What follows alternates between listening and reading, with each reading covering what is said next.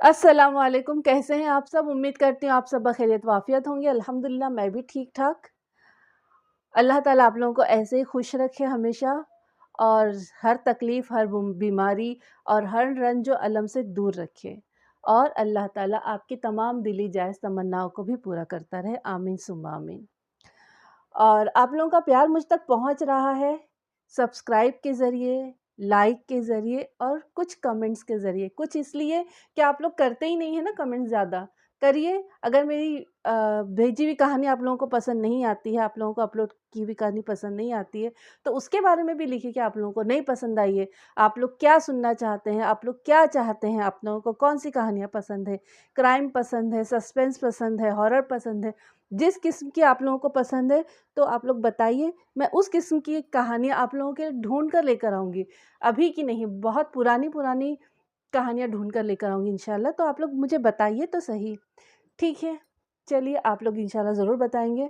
आज की कहानी की तरफ आ जाते हैं। आज की कहानी का नाम है मुअम्मा और राइटर है शाहिदा तलत जी। तो शुरू करते हैं। मेरी भाभी इतनी अच्छी हैं कि दुनिया में किसी की भाभी ऐसी ना होगी। न जाने क्यों लोग नंदन भाभी के जलापे की बात करते हैं। कहते हैं दोनों के बीच तो सदियों का बैर है, आठों पहर की दुश्मनी है। कोई ननन को कीदू का रिश्तेदार कहता है तो कोई भाभी को जमालू से मिला देता है। पर मेरी भाभी तो मेरी माँ है, मेरी बहन है, मेरी दोस्त है। मेरी भाभी ने मुझे इतना प्यार दिया है, इतना प्यार दिया है कि मेरा दिल, निगाहें, ज़ुबान सब ममनूनियत से भरे हुए हैं। मेरा जी चाहता है कि मैं दुनिया की सारी खुशियाँ, सारे सुख और सारी मोहब्बतें भाभी के दामन में लाकर डाल दूँ। मेरी भाभी मुझे ऐनी मेरी जान कहती हैं, तो मेरी समझ में नहीं आता कि मैं कैसे उन पर अपनी जान वार दूँ। उनके लहजे की मिठास मेरे अंदर तक उतर जाती है और खूबसूरत धीमी सी मुस्कुराहट का सहर मुझे अपने लिपेट में ले लेता है।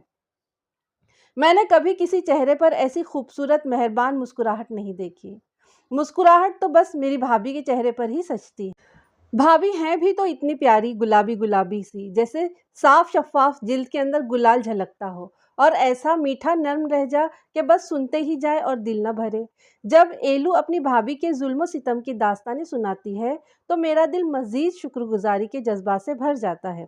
वो बेचारी बड़ी मुश्किल में है। उसकी भाभी ने तानों, तिश्नों और बिला वजह के कोसलों से उसका जीना दोभर कर रखा है। ऊपर से काम की भरमार, सांस लेने तक की फुर्सत नहीं है गरीब को। एलू कहती है, अगर भाभी का बस चले तो मुझे 24 घंटे एक टांग पर खड़ा रखे और फिर भी उन्हें चैन न पड़े।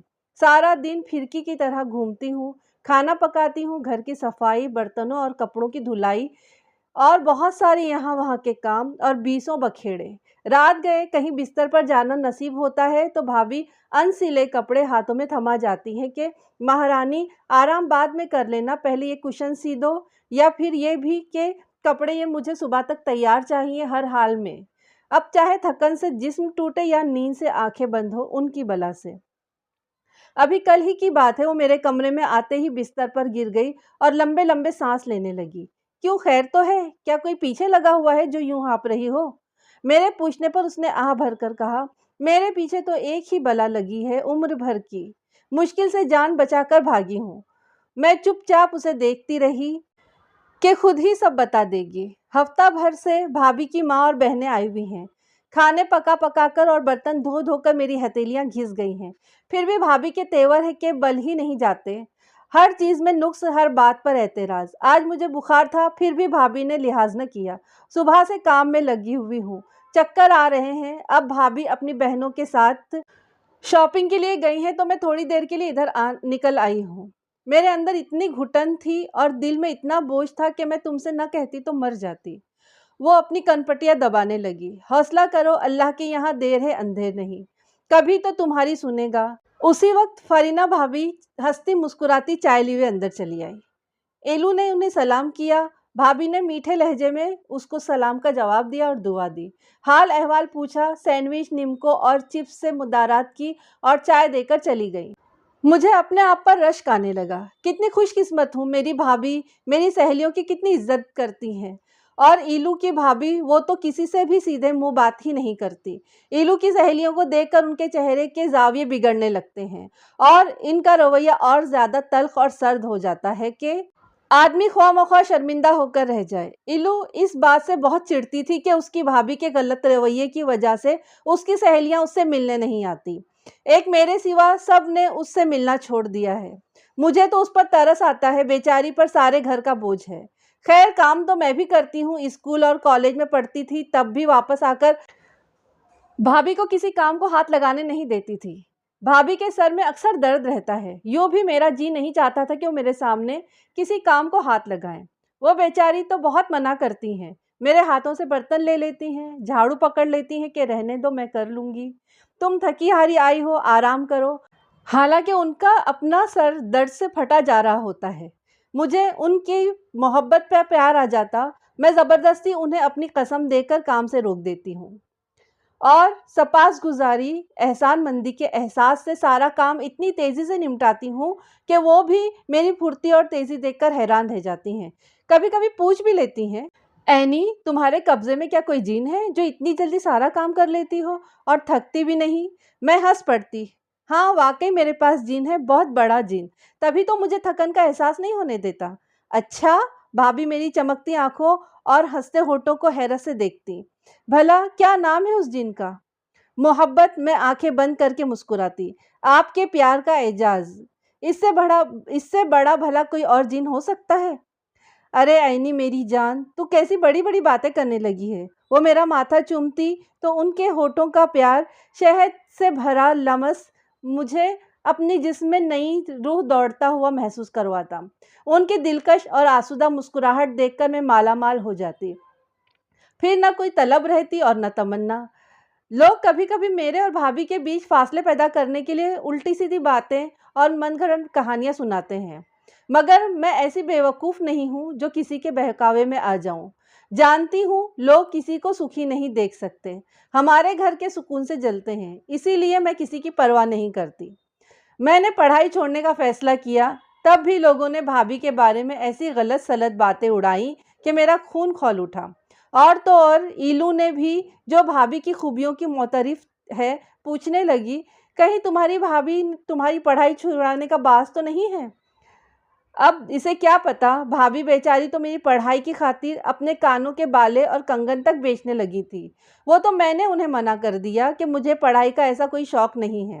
اصل میں بھابھی کئی دنوں سے پریشان تھی، میں جب بھی پوچھتی ٹال جاتی۔ آخر میں نے ایک دن انہیں جان کی قسم دے کر بتانے پر مجبور کر دیا۔ تب انہوں نے بتایا، میرے بھائی کو کاروبار میں بہت زیادہ نقصان ہوا ہے، آج کل بہت پریشان ہے، تمہارے داخلے کے لیے پیسوں کا انتظام نہیں ہو رہا ہے۔ تو میں نے کہا کہ میرے بالے اور کنگن بیچ دیں، مگر وہ مان نہیں رہے ہیں۔ خیر تم فکر نہ کرو، میں منا لوں گی، کنگن بالے کوئی تمہاری پڑھائی سے زیادہ اہم نہیں ہے۔ پل بھر کے لیے میں ساکت رہ گئی، پھر ہنستے ہوئے بولی، ارے بھابھی آپ اتنی سی بات کے لیے پریشان ہو گئی؟ مجھے تو ویسے بھی پڑھنے کا کوئی شوق نہیں ہے، وہ تو میں بھیا کی وجہ سے مجبور تھی، ورنہ حالانکہ میرا دل کٹ رہا تھا۔ FSC میں اتنے شاندار نمبر حاصل کرنے کے بعد یہ فیصلہ کرنا آسان نہیں تھا، مگر اپنے پیاروں کے لیے، ان کے لیے جن سے آدمی محبت کرتا ہے، اپنی خواہشوں کی قربانی دینا کتنا اچھا لگتا ہے۔ ڈاکٹر بننا میرا خواب تھا، مگر بھیا اور بھابھی کو پریشانی سے بچانے کے لیے تو میں اپنی جان کی بھی قربانی دے سکتی تھی۔ محض خوابوں سے دستبرداری کی کیا اہمیت؟ سو مجھے فیصلہ کرنے میں ذرا دیر نہ لگی۔ بھیا بہت ناراض ہوئے، انہوں نے بہت کوشش کی کہ میں اپنا فیصلہ بدل دوں۔ وہ بار بار پوچھتے، تم نے تو انٹری ٹیسٹ میں کلیئر بھی کر لیا ہے اور ڈاکٹر بننا تو تمہارا خواب ہے، پھر اب کیا مصیبت پڑی ہے کہ میں انہیں اصل بات بتاتی تو وہ کبھی نہ مانتے، چاہے انہیں اپنا آپ بیچنا پڑتا۔ اس لیے میں نے یہی کہا کہ میرا دل پڑھائی سے اچاٹ ہو گیا ہے اور مجھے اب مزید نہیں پڑھنا۔ بھیا تھک ہار کر چپ ہو گئے۔ میں دل کو دلاسا دیتی رہی کہ جب بھیا کے حالات صحیح ہو جائیں گے تو میں اپنی خواہش کی تکمیل ضرور کروں گی۔ بھیا کچھ دنوں تک ناراض رہے، انہیں میری نامعقولیت پر سخت غصہ تھا، مگر آخر میں نے انہیں منا ہی لیا۔ انہی دنوں بھابھی کے بھائی اسرار الحق کو جاب مل گئی، وہ بہت دنوں سے اچھی جاب کے لیے سرگرداں تھے۔ مرضی کی جاب ملی تو وہ بھابھی کے لیے سونے کی چوڑیاں بنوا کر لائے۔ सवा सवा तोले की पूरी 12 चूड़ियाँ। भाभी के गुदास बाजू में सुनहरी सुनहरी चूड़ियाँ इतनी अच्छी लग रही थी कि हद नहीं। जब भाभी ने चूड़ियाँ दिखाने के लिए बाजू ऊपर उठाया तो चूड़ियों का सुनहरा उजाला उनके चेहरे पर फैल गया और उनकी खुशी से झिलमिलाती आंखों में ऐसी चमक आई कि मैं महबूब सी उन्हें देखती रह गई। उस समय वो इतनी खूबसूरत लग रही थी कि मैं बेख्तियार मेरा जी चाहा कि काश भैया के पास इतने पैसे हो जाएं, इतने कि वो भाभी का दूसरा बाजू भी ऐसे ही सोने की चूड़ियों से भर दें। ईलू ने पूछा था, क्या तुम्हारी भाभी के भाई ने बाकी बहनों को भी चूड़ियां बनवा कर दी हैं? अब मुझे क्या पता, मैं ज्यादा कुरेद नहीं करती। आलिया की तो आदत ही थी हर बात में मीन मेख निकालने की। असल में मैं ये सोच रही हूँ कि फारीना भाभी के भाई की नौकरी तो अभी अभी लगी है, फिर उसके पास इतना रुपया कहाँ से आ गया कि वो जाने किस उलट फेर में पड़ी थी। बस तुम सोचा करो उल्टी सीधी बातें, मैंने मुंह बनाकर उससे कहा। मगर रात गए जब मैं बिस्तर पर लेटी तो मुझे ख्याल आया, वाकई इसरार भाई की तो अभी तनख्वाह भी नहीं मिली है। फिर अगर सब बहनों को चूड़ियां भी दी हैं तो भला कितनी सारी रकम लगी होगी। खैर मुझे क्या, मेरे थके हुए जहन में ये ख्याल ख्वाब की तरह आया और मादूम हो गया। यूं भी मुझे इधर उधर की सोचने और अंदाजे लगाने की आदत नहीं। मेरा दिल तो हर वक्त भाभी के गिर्द तवाफ करता रहता है। उनका ख्याल किसी मेहरबान परी की तरह आता है, जिसके चेहरे के इर्द गिर्द रोशनी है और हाथों में सुनहरी छड़ी, जिसके सिरे पर सितारा लगा हुआ हो। मेरी समझ में नहीं आता कि फारीना भाभी को मुजस्सम आपके सामने कैसे पेश करूं। अच्छा, तो मेरी बातों से आप तसव्वुर बनाते जाएं। मेरा जगमगाता पजल जैसे आपने मुकम्मल करना है कर लीजिए। बहुत पहले मैंने फारीना भाभी को ख्वाब में देखा था, एक नेक दिल परी के रूप में, और फिर वो रूप मेरी आंखों में और मेरे दिल पर नक्श होकर रह गया। ये तब की बात है जब मेरे अम्मी और अब्बू एक रोड एक्सीडेंट में हमेशा के लिए मुझसे जुदा हो गए थे। तब भाभी ने मुझे अपने गले से लगा लिया था और फूट फूट कर रोई थी कि आज भी उनके आंसुओं की नमी अपने बालों और कंधों पर महसूस होती है। तब मैंने सर उठाकर उन्हें देखा था और मुझे ऐसा लगा था जैसे अम्मी अब्बू मुझसे जुदा नहीं हुए, भाभी की आंखों से झांक रहे हैं, और मेरे दिल से सारा गिला जाता रहा। मैं जो चुपके चुपके अल्लाह मियाँ से शिकवे किए जा रही थी, बहुत खफा थी, सारे शिकवे और सारी खुफगी भूल गई। उस दिन से मैं भाभी की मोहब्बत में मुब्तला हो गई। मेरा दिल उनकी मोहब्बत से हमेशा लबरेज रहा। मैं हर वक्त उनकी खुशी और रज़ा ढूंढती रही और उन आंसुओं के लिए उनकी ममनून होती रही जो उन्होंने अम्मी और अब्बू के लिए बहाए। और अम्मी अब्बू का जिक्र हमेशा इतने एहतराम से करती हैं कि मुझे उन पर बेसाख्ता प्यार आने लगता है। और एक ईलू की भाभी हैं, जब उसे कोसती हैं तो सास ससुर को भी रगेड़ कर डालती हैं। हालांकि ईलू के अब्बा को खाक हुए भी बरसों बीत गए हैं और ईलू की माँ बेचारी सीधी सादी, न बहू की जुबान का मुकाबला कर सकती है, न बेटी के आंसू देख सकती हैं। चुनांचा आंखें और कान बंद किए अल्लाह अल्लाह किए जाती हैं।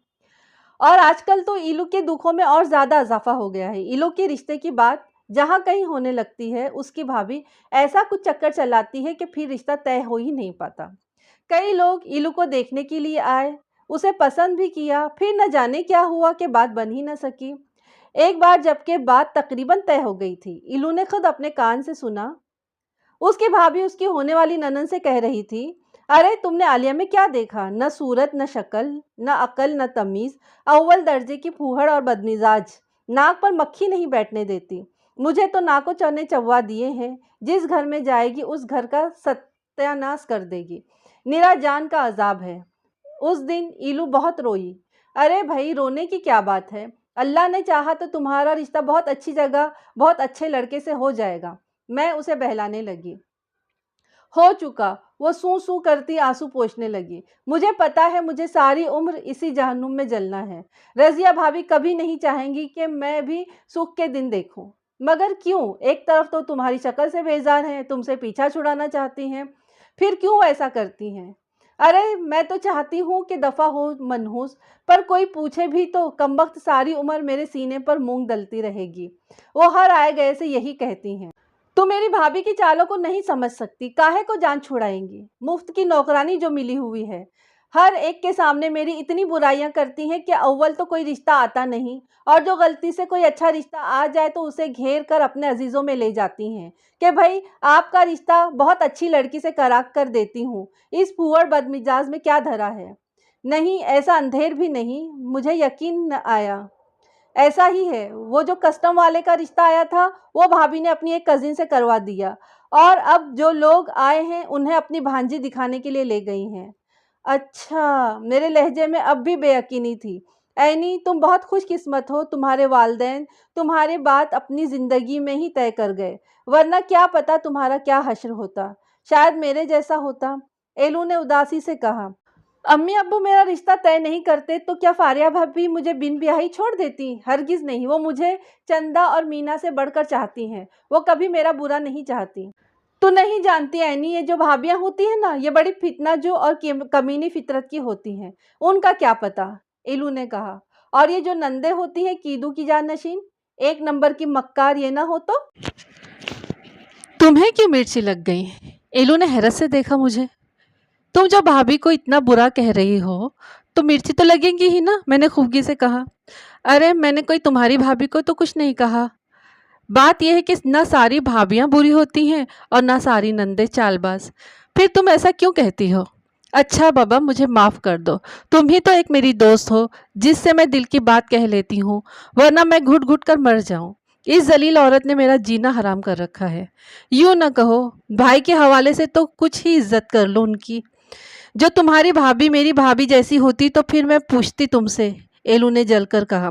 अल्लाह न करे जो मेरी भाभी तुम्हारी भाभी जैसी हो, मैंने बुरा मानकर कहा। वैसे एलू बेचारी भी सच्ची थी, उसकी भाभी ने उसकी जिंदगी अजीरन कर रखी थी। उसकी डांट फटकार ताने कोसने सारा मोहल्ला सुनता था, मगर कोई कुछ नहीं कह सकता था। इस एक बार मोहल्ले की कुछ ख्वातीन ने समझाने की कोशिश की तो उन्होंने ऐसी बेबहाव की सुनाई कि फिर किसी को कुछ कहने की जुर्रत न हुई। अब जिस तरह वो ईलू के रिश्ते में डंडी मार रही थी तो उसका दिल तो जलेगा ही।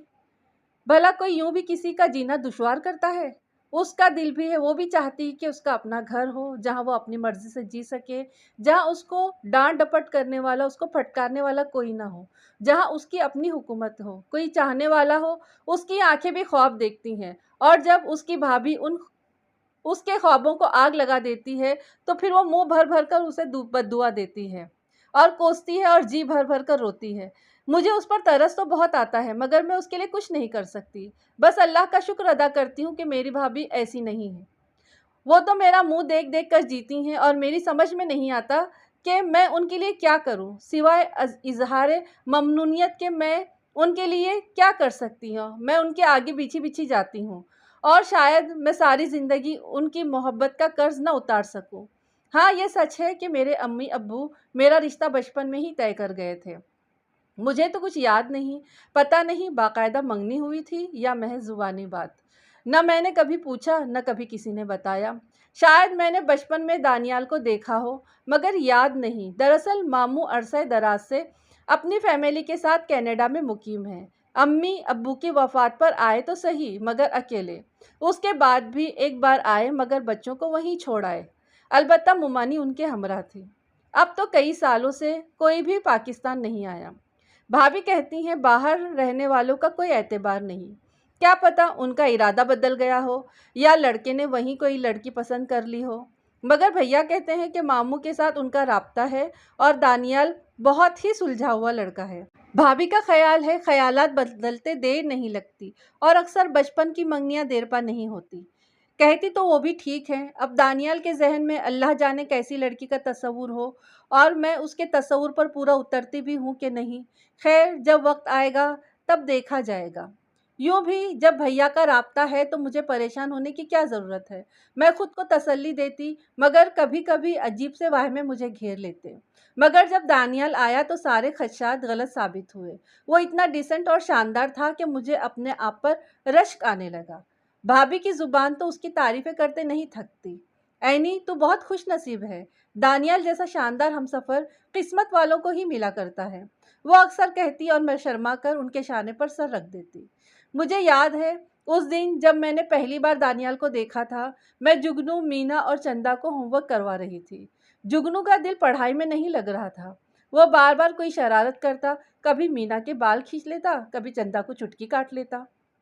उस वक्त मैं मीना की कॉपी चेक कर रही थी, जब उसने नज़र बचाकर करीब ही खेलते हुए गुल्लू की गेंद उछालकर बाहर फेंक दी। आंटी, मैं बॉल ले आऊं? उसने मासूमियत से मुंह बनाकर पूछा। जुगनू, मैं तुम्हारी सारी चालाकी समझ रही हूँ।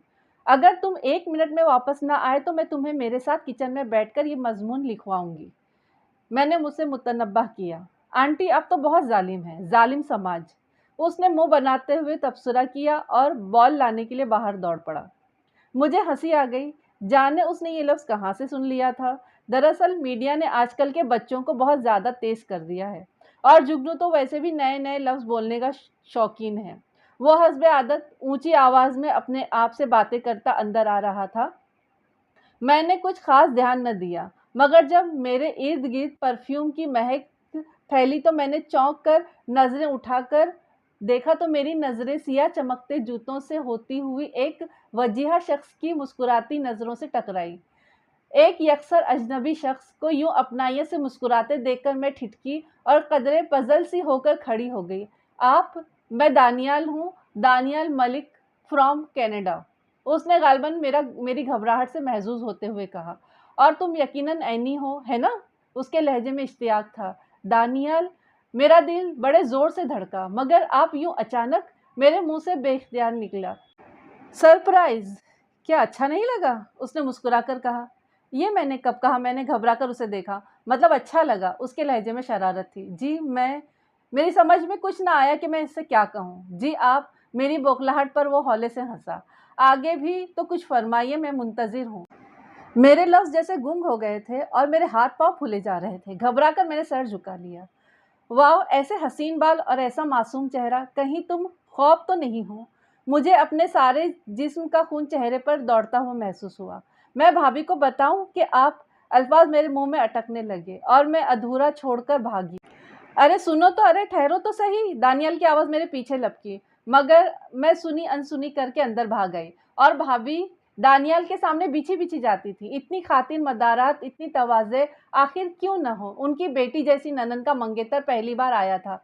भाभी कहती, ऐसा हीरा लड़का ऐनी जैसी लड़की का ही मुकद्दर हो सकता है। दानियल पुकारता, ऐनी कहाँ हो तुम? इतने मज़े की बातें हो रही हैं और तुम अंदर छुपी बैठी हो। आ जाओ तुम भी। नहीं भाई, एक ही बार देखना जी भर के। यूं भी ये पाकिस्तान है, यहाँ ऐसा रिवाज नहीं है। भाभी शौकी से कहती। तो फिर मैं 1 हफ्ते बाद ही आता सबके साथ तो अच्छा होता। दानियल मुंह बनाता और भाभी हंसने लगती। तो आ जाते सबके साथ, हमने कौन सा पैगाम भेजा था? मैं किचन में काम करते हुए मुस्कुरा जाती। आजकल काम कुछ ज्यादा बढ़ गया था। मेरा तकरीबन सारा वक्त किचन में ही गुजरता। भैया के ऑफिस जाने के बाद भाभी को दानियाल को कंपनी देना पड़ती, इसलिए सब कुछ मुझे ही निपटाना पड़ता। कभी कभी दानियाल किचन में आकर मेरा हाथ पकड़कर मुझे खींचता हुआ सबके बीच ले आता। सुनो, मैं तुम्हारे लिए यहाँ आया हूँ। खाना मुझे वहां भी मिल जाता था खाने को, समझी? वो मुझे देखते हुए जोर से कहता। बार बार उसकी नजरें मेरी तरफ उठती और उसके खट्टे मीठे मायनीखेज जुमलों पर मैं ब्लश हो जाती। उठकर भागने के लिए बहाने ढूंढती। जिस दिन मामू मुमानी ने आना था, मैंने सारा दिन घर को झाड़ पोंछ कर शीशे की तरह चमका दिया। फिर किचन में मसरूफ हो गई। कई चीज़ें तो मैंने एक दिन पहले ही तैयार करके रख ली थी।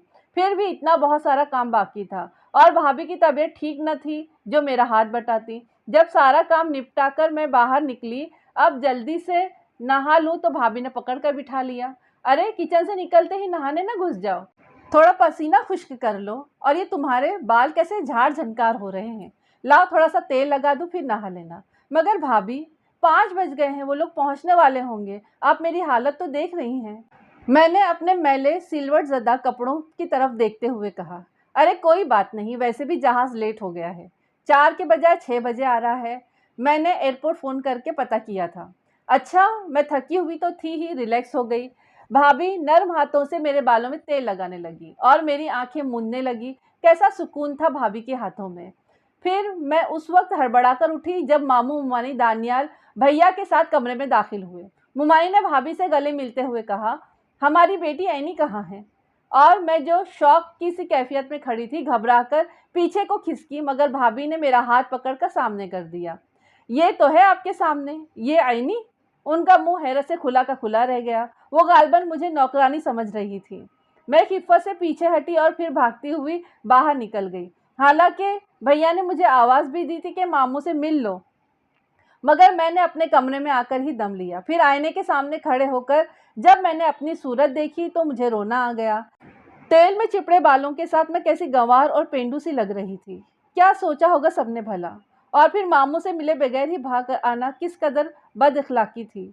मैं जलती कुड़ती बाथरूम में घुस गई और फिर मामू ने कैसे हैरान होकर पूछा था, अरे वो भूतनी सी लड़की ऐसी प्यारी सूरत में कैसे ढल गई।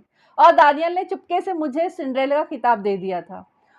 और कैसे वो बहाने बहाने से किचन में घुस कर आता और कोई ना कोई बात ऐसी कहता कि मैं सुर्ख पड़ जाती। और जब खाना खाने के बाद सबने बातों की महफिल जमाई और मैं उठने लगी तो मामू ने मुझे अपने बाजुओं के घेरे में लेकर बिठा दिया और फिर सारा वक्त मुझे बाजुओं के घेरे में ही लिए रहे।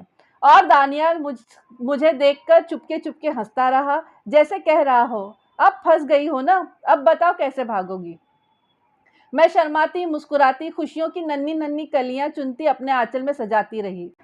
ऐसे खूबसूरत लम्हे, इतने प्यारे लोगों का साथ, एक बेहद खूबसूरत बेपनाह खुशकुन दिन, जिसे जैसे जिंदगी में कोई कमी न रही हो।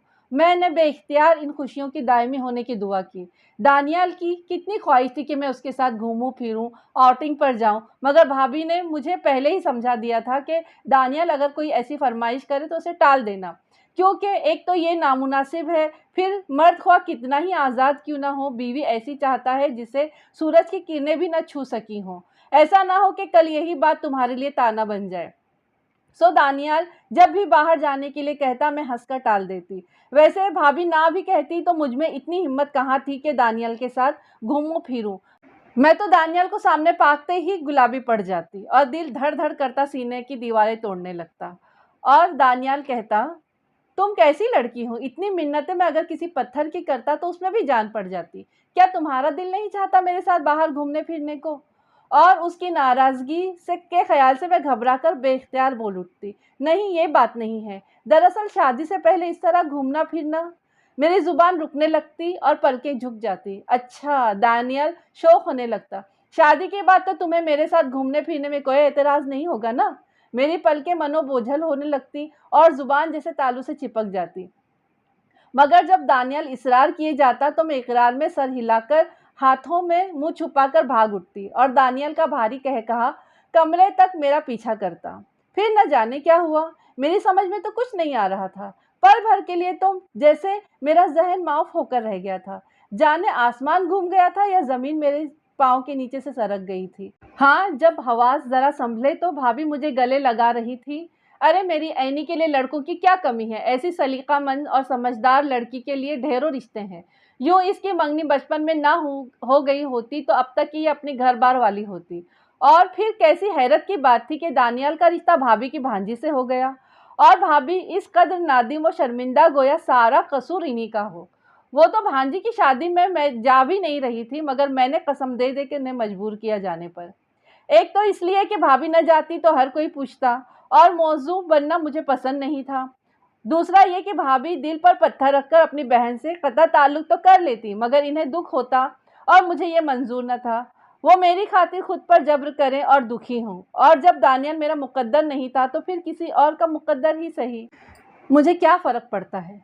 एलू ने सुना तो दौड़ी आई, अरे कहीं ऐसा तो नहीं तुम्हारी भाभी ने, मगर मैंने उसे झिड़क दिया, अहमकों जैसी बातें मत करो, हर एक पर अपनी भाभी का गुमान मत किया करो। माना कि तुम्हारी भाभी बहुत अच्छी है, मगर फिर भी नहीं, ऐसा मुमकिन ही नहीं, इम्पॉसिबल। मैंने बात ख़त्म कर दी। ऐनी तुम बहुत सादा, बहुत मासूम हो और दुनिया बहुत चालाक, और ज़िंदा रहने के लिए थोड़ा बहुत चालाक होना ज़रूरी है। इलू ने जाते हुए मुझसे कहा, खुदा करे तुम्हें कोई बड़ा नुकसान ना उठाना पड़े। बड़ा नुकसान? इससे बड़ा क्या नुकसान हो सकता था भला। मगर इसमें मेरी सादगी का क्या दखल, ये तो सब मुकद्दर के खेल हैं, और भला कोई मुकद्दर से भी लड़ सका है।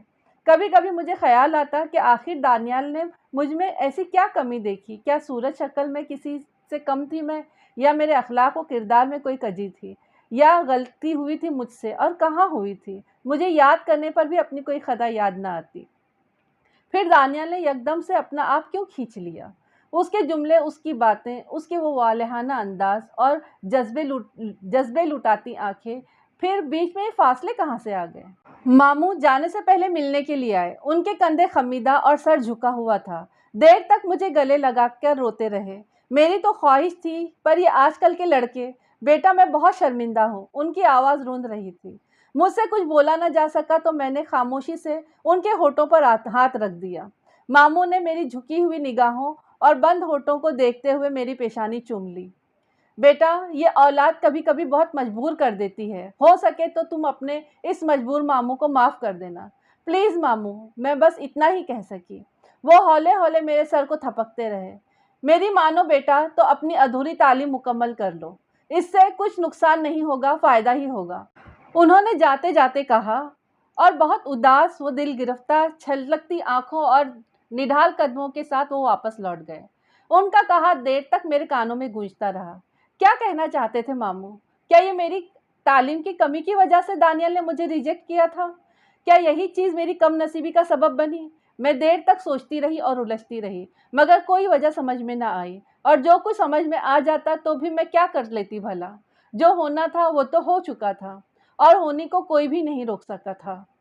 اور پھر یہی فارینہ بھابھی تھی جنہوں نے میرے رشتے زخموں پر مرہم رکھا، مجھے دلاسا دیا اور میرے دکھے وجود کو اپنی مہربان اور محبت بھری آغوش میں لے لیا۔ میری جان، تمہیں فکر مند ہونے کی کوئی ضرورت نہیں، وہ میری پیشانی چومتے ہوئے کہتی۔ فکر کرنے کے لیے میں جو ہوں، بھول جاؤ اس بدبخت کو، وہ تمہارے قابل ہی نہیں تھا۔ کیا پتا تمہاری قسمت میں اس سے بھی اچھا، زیادہ بہتر شخص ہو۔ فکر تو مجھے کوئی نہیں، البتہ دل پر جو ایک نقش سا بن گیا تھا، اسے مٹنے میں کچھ تو وقت لگنا ہی تھا، اور یہ کام ناممکن نہ سہی لیکن مشکل ضرور تھا۔ بھابھی اور بھیا کی خاطر میں ہنستی مسکراتی، خود کو نارمل ظاہر کرتی، مگر میرا دل اندر سے کسی گہرے پاتال میں ڈوبا جاتا تھا۔ اور بھابھی میرے منع کرنے کے باوجود ہر آئے گئے سے کہتی، ارے کوئی اچھا رشتہ ہو تو بتانا، یہ میری عینی کے لائق ہو تب۔ مگر ہر رشتے میں کوئی نہ کوئی عیب نکل آتا، حالانکہ بھیا نے کہا بھی کہ اتنی گہرائی میں نہ جایا کرو، لڑکا پڑھا لکھا شریف ہو، کماتا ہو اور اچھی فیملی سے تعلق رکھتا ہو کافی ہے۔ مگر بھابھی کہتی، کیوں؟ ارے میری عینی کوئی فالتو ہے کہ اسے یوں ہی پھینک دوں؟ میں تو خوب شان بین کر کے رشتہ دوں گی، بے شک دانیال سے اچھا نہ ہو پر دانیال جیسا تو ہو۔ انہیں بھی تو پتا چلے کہ عینی کے لیے رشتے بہت ہیں۔ بہت جلدی میں کوئی غلط فیصلہ ہو گیا تو عینی کیا سوچے گی؟ میں نے کیا سوچنا تھا؟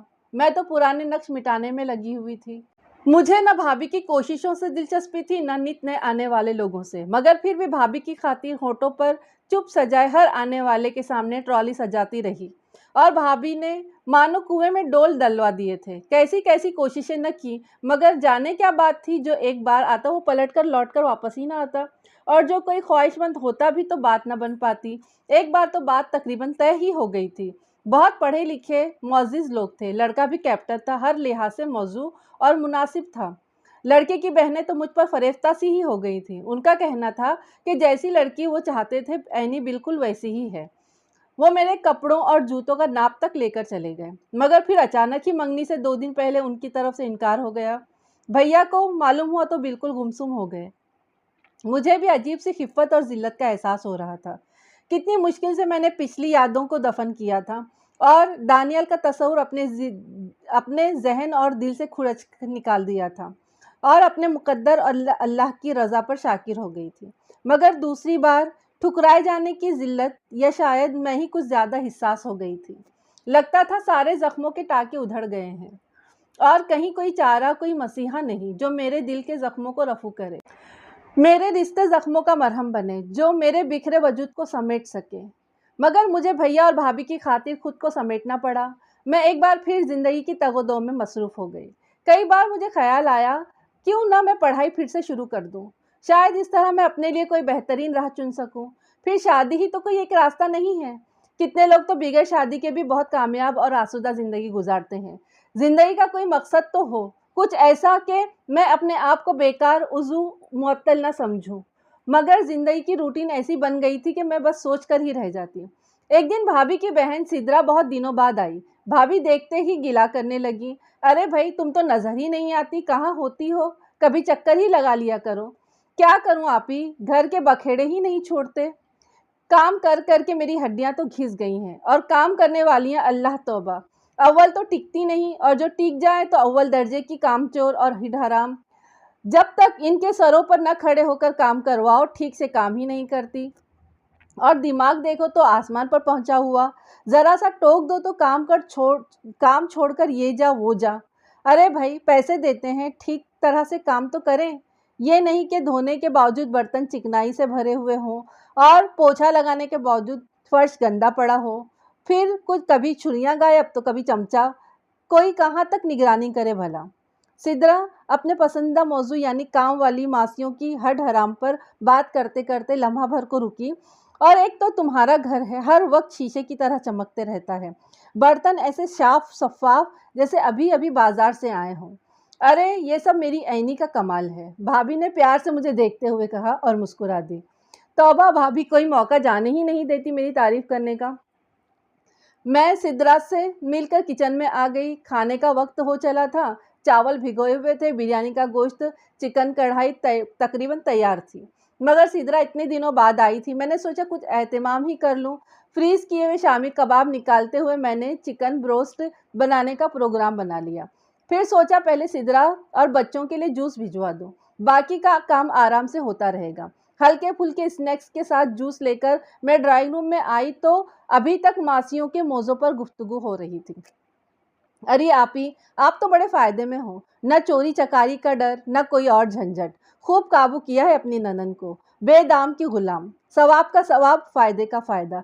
रिंद के रिंद रहे और हाथ से जन्नत भी नहीं गई। क्यों?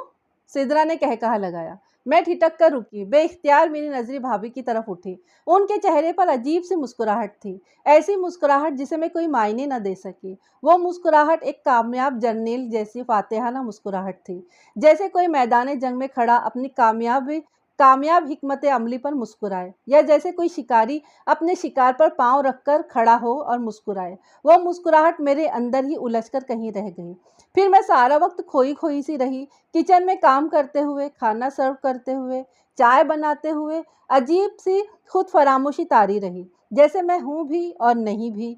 भाभी ने एक दो बार टोका भी, मगर मैं हूँ हाँ करके रह गई।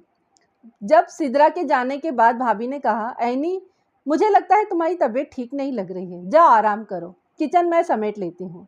तो भी मैंने कोई तारुज न किया और चुपचाप अपने कमरे में आ गई।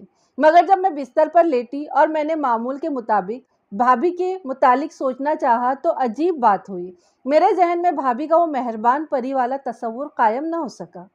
भाभी की वो मुस्कुराहट जो मेरे दिल के अंदर ही उलझ कर रह गई थी, कहीं कोई गहरी खराश डाल गई थी शायद। हालांकि मैं जानती हूँ मेरी भाभी बहुत प्यारी और बहुत मेहरबान है, फिर भी न जाने क्या बात है, वो मेहरबान परी वाला तस्वुर कायम नहीं होता। कभी नाक नहीं, कभी आंखें नहीं, कभी पूरा चेहरा ही नहीं। शायद इस पजल का कोई टुकड़ा कहीं गुम हो गया है और मुझे मिल नहीं रहा है। क्या आप इस सिलसिले में कोई मेरी मदद कर सकते हैं कि तस्वीर मुकम्मल हो जाए और मैं पहले की तरह भाभी को मेहरबान परी के रूप में देखूं, सितारे वाली छड़ी के साथ मोहब्बत से मुस्कुराते हुए। बस इतनी थी ये कहानी। अब आप सोचिए, क्योंकि मैं तो जब से इस कहानी को पढ़ी हूँ सोच सोच के मेरी समझ में नहीं आ रहा है कि अगर हकीकतन ऐसा किसी के साथ हुआ हो, और कहानियाँ तो हकीकतों पर ही बनती हैं, तो क्या हो।